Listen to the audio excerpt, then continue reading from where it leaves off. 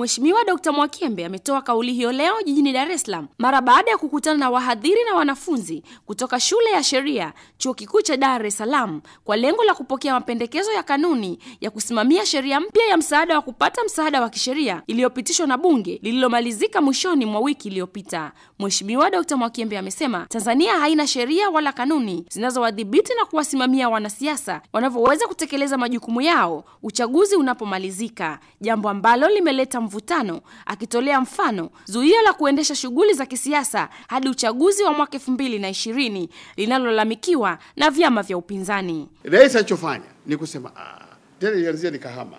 Uongozi wote wa chama fulani unahamia Kahama kwa sababu wameshindwa pale, kwenda kumbomoa yule mbunge. Lakini sasa ikianza hiyo, hata wale walioshinda nao wataanza kujihami, tutakuwa hatuna taifa hapa. Tutakuwa kwanza hatuna hata muda wa kufanya kazi. Ikiwa kutoka mwaka wa kwanza mpaka mwaka wa 5 ni siasa toka asubuhi mpaka jioni, ni maandamano, ni mikutano ya hadhara, hii taifa itaendelea lini? Sasa mimi nitakuuliza, what would be the justification?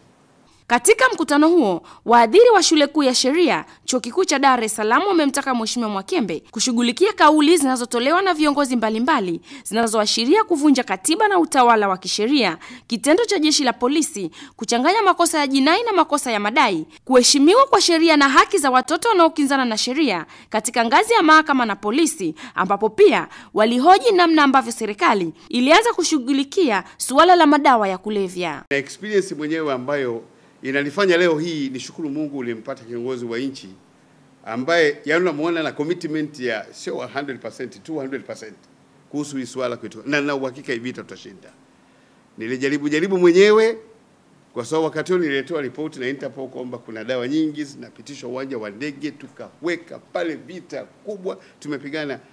Kijana wangu jemadari alihakikisha tunakamata almost 99% ya madawa pale ya kulevya, sasa hivi yuko jela kwa kesi ya ajabu. Nimepigana mimi mwenyewe kumtoa, nimeshindwa. Tunapigana na nguvu ambayo ukitoka salama kule inabidi unashinda msikitini au